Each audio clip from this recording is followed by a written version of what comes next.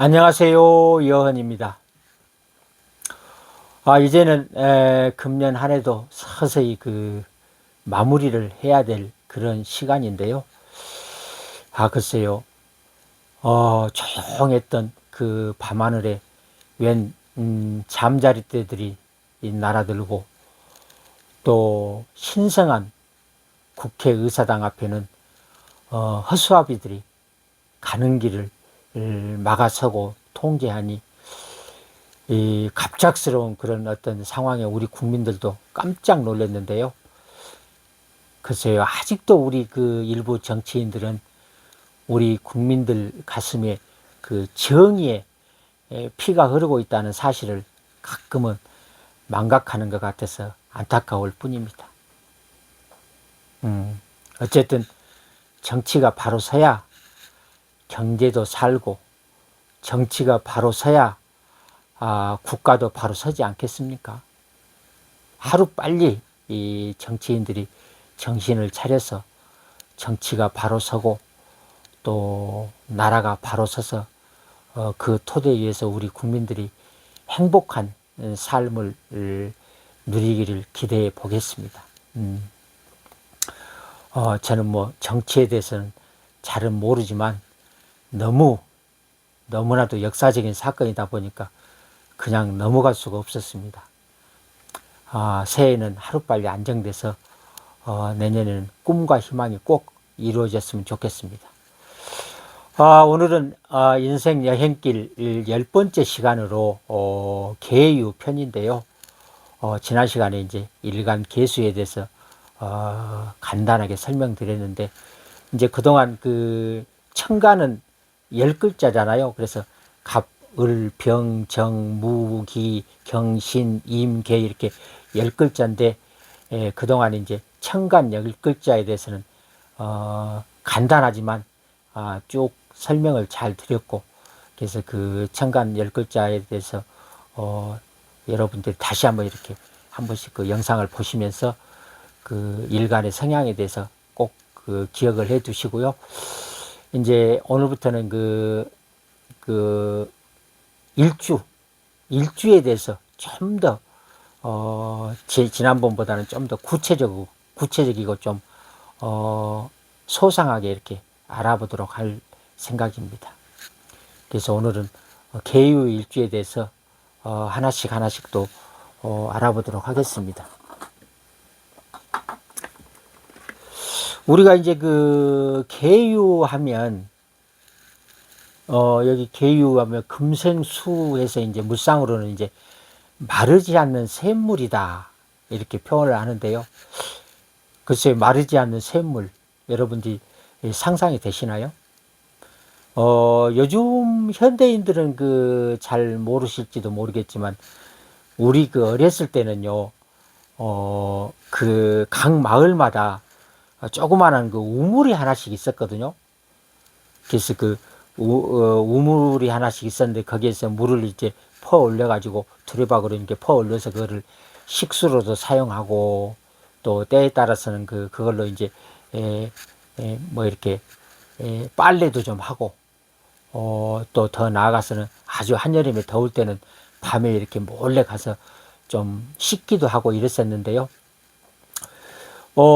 제 기억으로는 그 샘이 별로 크지도 않고, 또 그 깊이도 한 3, 4m 정도밖에 안 됐거든요.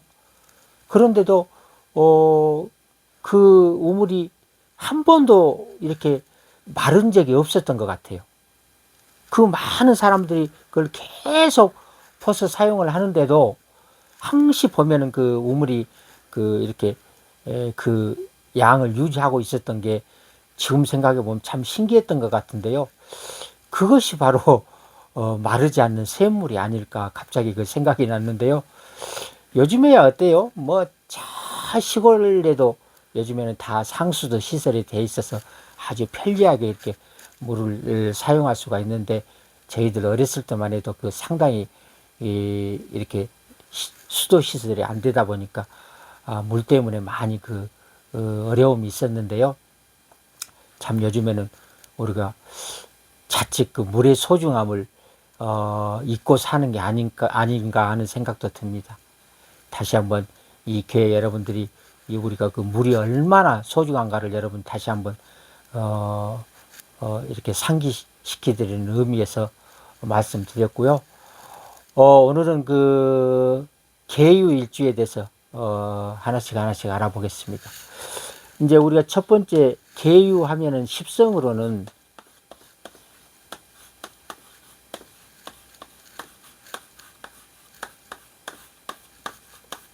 편인이라고 하지요. 편인이라고 하는 것은 일간을 생하고 음양이 같으면 편인, 음양이 다르면 정인이라고 하지요. 그래서 계유일주는 금생수에서 같은 음으로 이루어져 있기 때문에 이건 편인이라고 한다. 우리가 이제 정인이라고 하면은 이제 명예, 체면, 안정을 중시한다고 하면 이렇게 평인들은 어때요? 일단 편인 성향으로는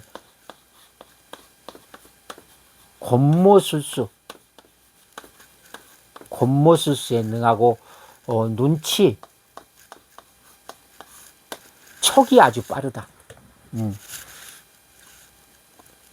그 다음에 또 이렇게 일지에 편인을 둔 사람들은 학문, 종교, 사상,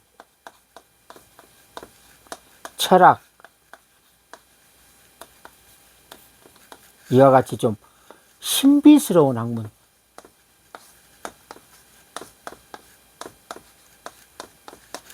신비스러운 학문을 추구하는 사람이 많습니다. 뭐 무속 같은 것도 여기에 이제 해당되겠죠. 그래서 이렇게 일지에 편의를 둔 사람들은 이렇게 좀 그 색다른 그런 성향을 갖고 있다.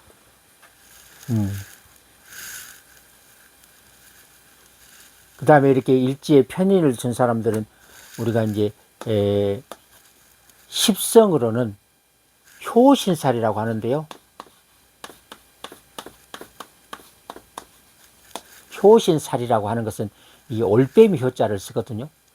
그래서 올빼미 새끼가 자라서 어미를 쪼아서 그 죽인다는 악세를 말하는데요. 그래서 일제에 이렇게 효신살을 두고 있는 사람들은 어떤 그 부모의 영향을 많이 받고 자라기도 합니다만은 이 부모의 그 지나친 간섭으로 인해서 오히려 자식 농사를 망칠 수도 있다. 어쨌든 자식들이 막 그 귀하다고 너무 과잉 보호를 하다 보면 자식들이 좀 버릇이 없을 수도 있겠죠. 그래서 우리가 이거를 갖다가 모자멸자라고 합니다. 모자멸자.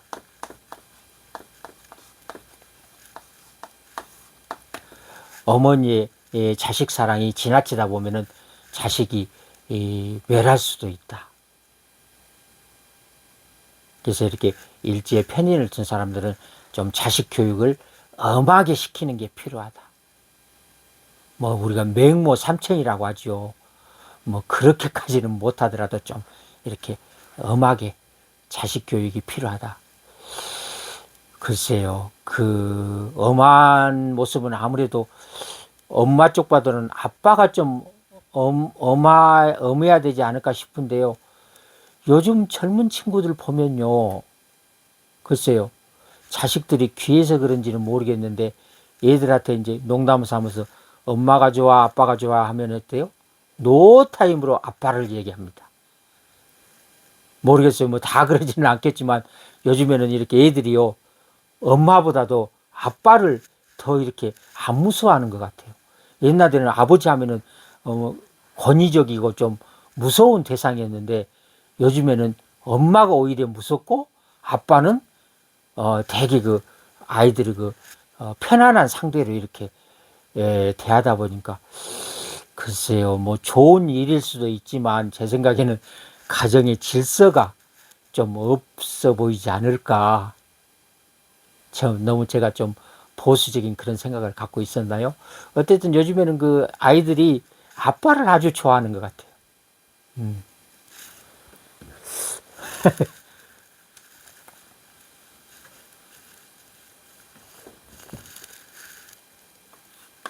그래서 이렇게 일지에 이렇게 편인을 둔 사람들은 엄격한 그런 자식 교육이 또 때로는 필요하다. 그 다음에 또 이제 우리가 일지에 이렇게 편인을 두면은 이거를 이제 문곡기인이라고 하는데요. 물론 모친의 어떤 그런 과잉 보호로 모친의 덕은 없을 수 있지만 또 상대적으로 문곡기인이라고 하는 것은 어떤 뭐라 그럴까 좀 학문 쪽을 말하거든요. 그래서 이렇게 문곡기인을 둔 사람은 학문의 조예가 깊고 학문 그래서 아주 똑똑한 사람이 많습니다. 그 다음에 문장가가 많다. 문장가. 그래서 우리가 이걸 이제 글씨 말씨라고 들어보셨죠? 명필가가 많고요. 말씨 이렇게 일제에 편인을 둔 사람들이 달변가가 많습니다. 글도 잘 쓰고 또 말도 아주 잘하는 사람이 많다. 우리가 귀인하면은 세 가지 종류가 있죠. 문창, 문곡, 학당 이렇게 세 가지 종류가 있는데 이렇게 일지에 편이 든 사람은 문곡 귀인에 해당된다. 아셨죠?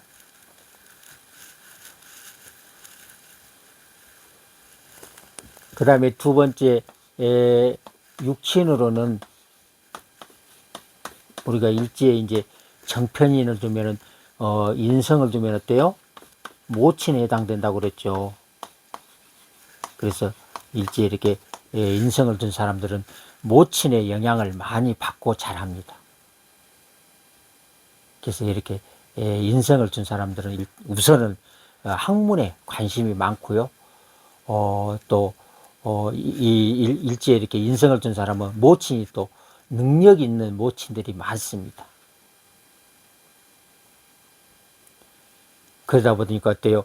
어렸을 때부터 모친의 너무 많은 사랑을 받고 자라다 보니까 성인이 돼서도 엄마 품을 떠나지 못한 사람들이 가끔 있는데요. 우리가 그걸 갖다 마마보기라고 합니다. 그게 꼭 나쁜 것은 아닌데 일단 이렇게 가정을 가지면 어때요? 그런 기운들이 어떤 가정에 안 좋은 영향을 미칠 수도 있다. 그래서 이제 우리가 그걸 갖다 이제 어때요? 집안의 가장인 남편이 이렇게 가정을 갖고 난 뒤에도 엄마 편을 들다 보면 어때요? 와이프가 좀 섭섭해 하겠죠.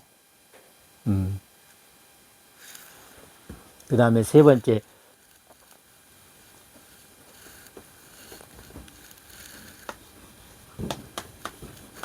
우리가 일지는 배우자 궁이라고 했죠. 그래서 일제는 원래 이제 남명 같은 경우에는 어때요? 재성이 와야 되고 재성이 처잖아요. 그래서 여명 같은 경우는 관성이잖아요. 관성이 와야 정상인데 사주 구성이 꼭 그렇지 않죠. 그래서 일제에 이렇게 인성이 오면은 어때요? 인성이 오면은 아무래도 고부 갈등이 좀 있을 수 있겠죠.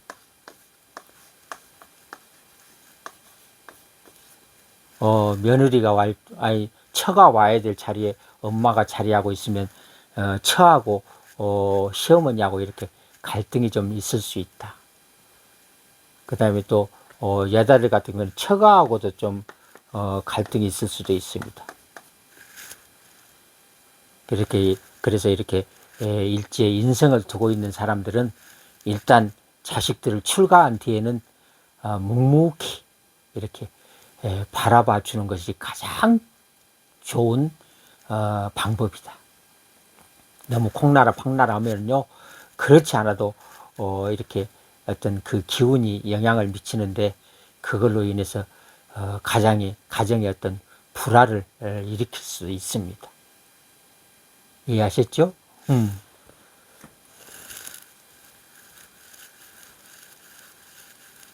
네 번째 12운성으로 계유일주는 이게 병지에 해당되는데요. 우리가 병지를 설명드리기 전에 12운성에 대해서 룰에 대해서 잠깐 또 설명드리겠습니다. 우리가 이제 계절도 어때요? 임묘진 봄, 사오미 여름, 신유술 가을, 해자축 겨울 이렇게 네 단계로 계속 이렇게 뱅글뱅글 돌게 되지요. 어때요? 봄 다음에 갑자기 가을로 갈 수 있나요? 안 되잖아요. 아무리 급해도 봄 다음에는 여름이 와야지 봄에서 바로 가을로 갈 수가 없다. 12운성도 마찬가지입니다. 우리가 인생의 생로병사를 12단계로 나눠놨는데요. 그게 이렇게 순서대로 계속 돌고 돕니다. 그래서 첫 번째 생욕대,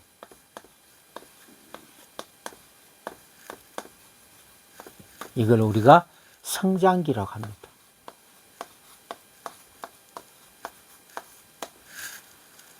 그 다음에 두 번째 록, 왕, 쇠, 이거를 우리가 전성기라고 합니다.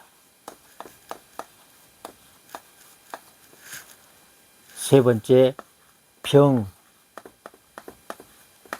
사, 묘, 이거를 우리가 쇠택이라고 합니다. 쇠택이. 네 번째 절,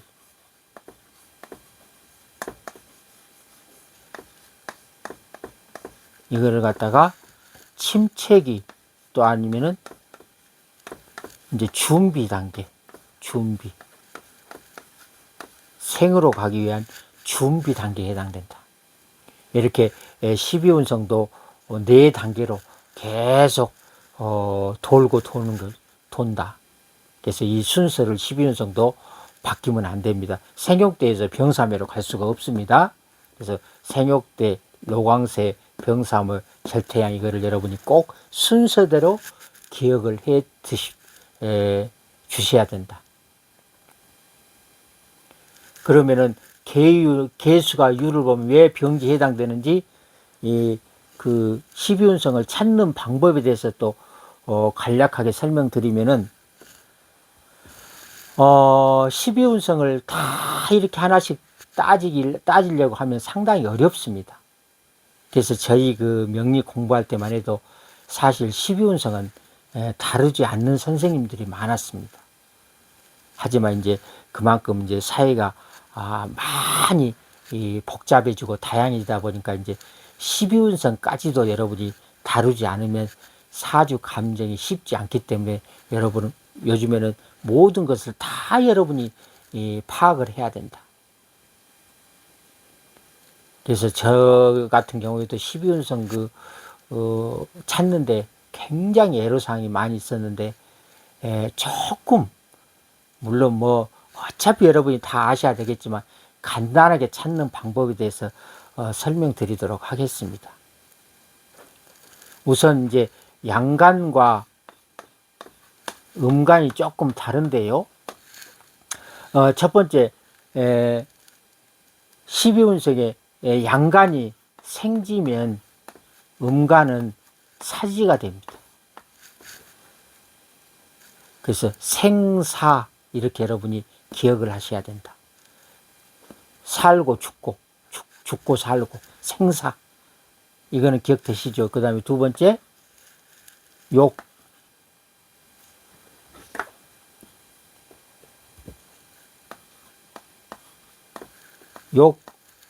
양간이 욕지면 음간은 병지가 됩니다. 욕이라는 것은 어때요? 욕본다, 여러분이 들어보시는데 욕본다, 고생한다는 뜻이죠. 고생하면 병날 수도 있다. 병나면 고생하겠죠. 그래서 욕병은 또 같이 갑니다. 그 다음에 세 번째 대지라고 있죠. 그래서 양간이 대지면 음간은 쇠진데요. 저는 마땅한 비유가 생각이 안 나서 축구선수 정대세 아시죠? 정대세. 그래서 대세는 아주 센 놈이다. 센 놈은 대세다. 그래서 이렇게 대세는 또 같이 간다. 그 다음에 네 번째 묘양. 양간이 묘지면 음간은 양지가 됩니다. 이거는 우리 그 산소에 가면 묘가 할아버지 할머니 이렇게 양쪽에가 모셔져 있죠. 그래서 묘는 양쪽에 있다. 양쪽에 있는 것은 묘다. 이렇게 기억하시면 됩니다. 그래서 이 네 가지를 여러분이 꼭 기억을 하시고요. 그 다음에 두 가지가 더 있는데 두 가지는 좀 쉽죠. 양간이 록이면 음간은 로광. 로광은 여러분이 잘 아시죠. 로광은 바로 붙어 있어서 기억하기 쉽죠. 그 다음에 로광하고 절태는 아주 기억하기 쉽다. 절태. 로광 절태는 바로 옆에 붙어 있잖아요. 그래서 로광 절태. 그래서 우선은 요 네 가지를 확실하게 기억해 두고 그 다음에 참고로 로광하고 절태도 기억해 두시면 조금 찾기가 용이하다. 한번 예를 들어 볼까요?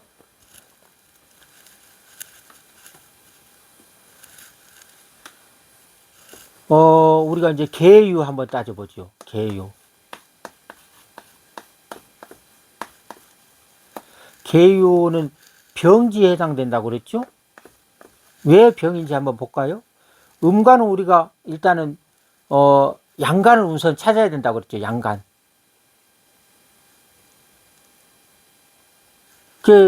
계수의 양간은 뭔가요? 임수잖아요. 임수가 유를 보면 뭐가 될까요? 그 임수는, 지지로는 해수하고 똑같죠.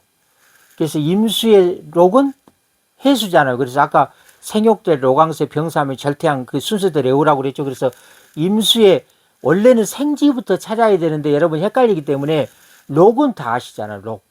그래서 임수하고 같은 건 해수잖아요. 같은 걸 찾으면 되니까. 그래서 임수의 록은 해수잖아요. 그래서 해수부터 유까지 가보는 거예요. 그래서 해수부터 유까지 가보면 록, 왕세, 병사묘, 절태양, 생욕지지요. 욕지. 여기는 욕지가 됩니다. 욕지. 아까 욕 보면 병 난다고 했죠. 병 나면 욕 본다. 그래서 계유일지는 병지에 해당된다. 하나 더 해볼까요? 다음에 이제 계유 다음에 우리가 갑술이죠. 갑술은 어떻게 될까요?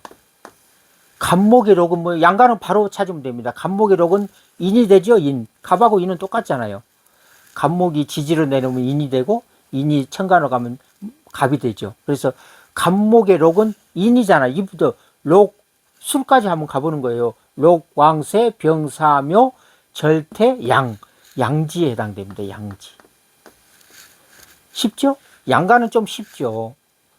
음간일 경우는 양간을 먼저 찾아서 아까 6개에 이렇게 대입을 하면 된다. 그래서 계유일지는 병지에 해당되는데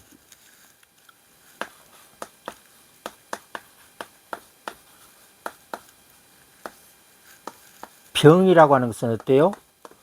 우리가 이제 12신살로는 이제 역마에 해당됩니다. 역마.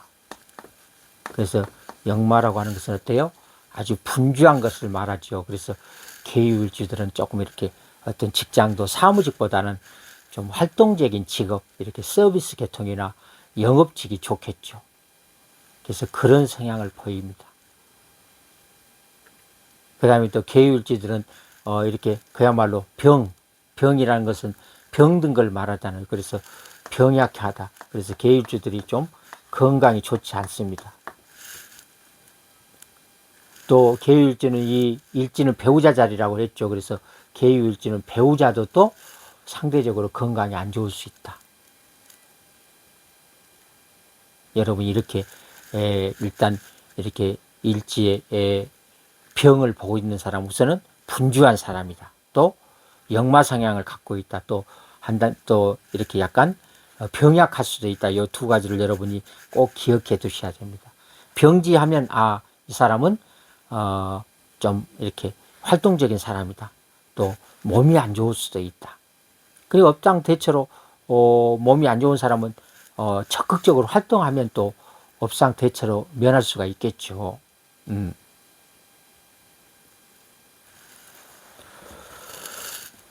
이제 병지에 대해서 이해를 하셨죠? 그리고 이제 제가 앞으로 그 육식갑자에 대해서 이렇게 12운성을 하나씩 이렇게 기억하기 쉽게 여러분한테 한번 그 설명을 한번 제 나름대로 드려보려고 하는데요.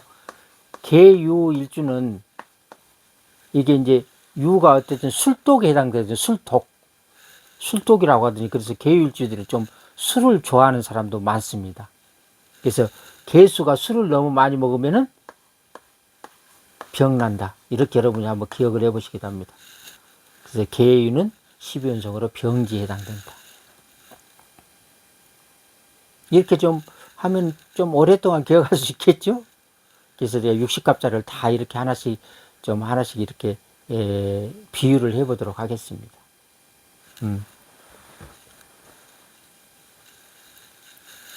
그 다음에 마지막으로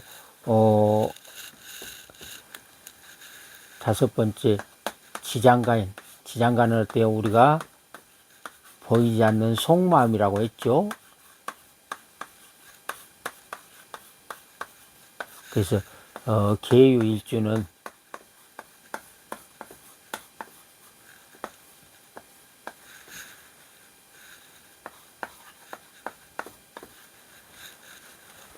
일단 12운성으로는 편인 인성이라고 했죠. 그래서 유 속에는, 지장간에는 경신이라고 하는 지장간이 들어 있습니다. 그래서 개수가 경금을 보면 이건 정인, 이것도 인성이죠. 그래서 개수가 신금을 보면은 편인, 이것도 인성입니다. 그래서 계유일주는 순수하게 오리지널 인성만 갖고 있습니다. 그래서 타 일주에 비해서 계유일주는 어머니의 영향이 아주 강하다고 볼 수 있겠죠. 그리고 또 어머니가 굉장히 능력자다. 그래서 계유일주는 겉마음이나 속마음이나 똑같죠. 그래서 계유일주들이 되게 이게 똑똑한 사람이 많고요. 문장가들이 많다고 그랬죠. 학문의 조예가 아주 깊다. 그 다음에 모친이 아주 능력 있는 모친이 많습니다. 사회적으로도 요즘에 그 명망이 높으신 어머니들 많죠. 그래서 계유일주들은 이러한 성향을 갖고 있습니다. 이해되시죠? 그래서 이런 것들을 우리가 이제 다시 종합해 보면 마지막으로 계유 특성으로는 첫 번째, 두뇌가 명석하고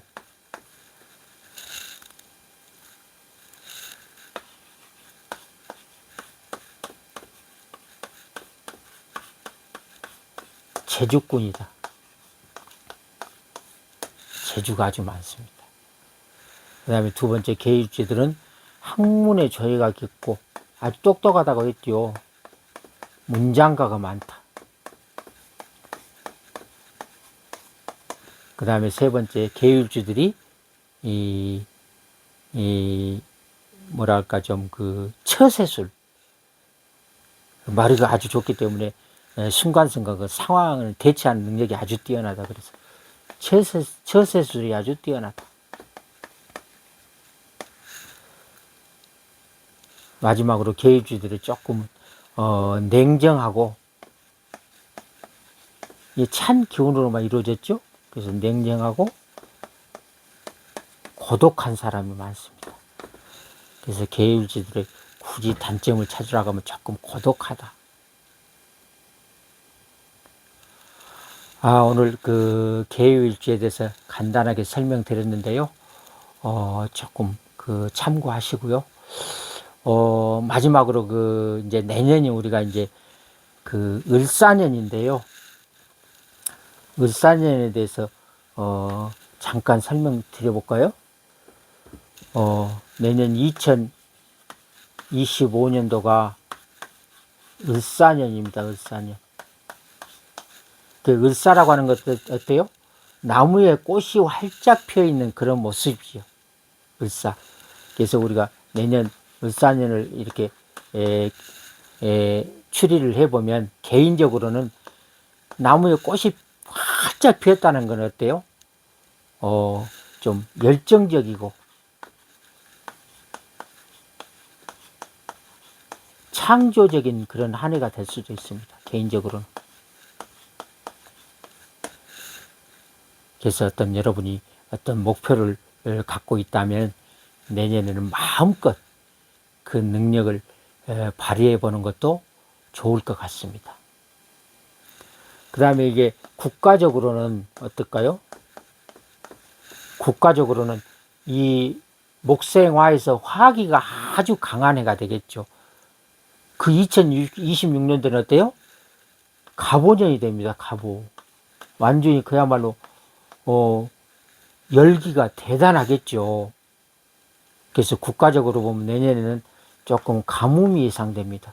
열기가 너무 강하다 보면은 아무래도 비가 좀 이렇게 안 올 수도 있다. 그래서 좀 가뭄이 예상됩니다. 그 다음에 두 번째로는 화산. 화기가 강하다는 것은 연상되는 화산이 있죠. 그 다음에 또 지진도 여기 해당되겠죠. 지진. 그래서 내년에는 어떤 큰 변화가 예상이 되는데요. 그렇지 않아도 우리 그 지질학자들 어때요? 우리 백두산도 폭발할 위험성이 또 있고, 또 더 나아가서 일본의 후지산도 마찬가지죠. 그래서 내년에는 우리 세계적으로 어떤 화기가 도래하는 그런 큰 변화가 예상되는 그런 해일 수도 있다. 국가적으로는 뭐 좀 그렇게 좋은 해는 아니겠죠. 그래서 우리가 내년에는 만반의 준비를 갖춰서 어떤 그런 큰 피해가 오더라도 우리가 그거를 극복할 수 있는 만반의 준비를 해야 될 것 같습니다. 오늘 그 계율지도 좀 알아봤고, 또 내년 2025년도 을사년에 대해서도 우리가 한번 예측을 해봤는데요. 어쨌든 참고하시고 행복한 하루 되시기 바랍니다. 감사합니다.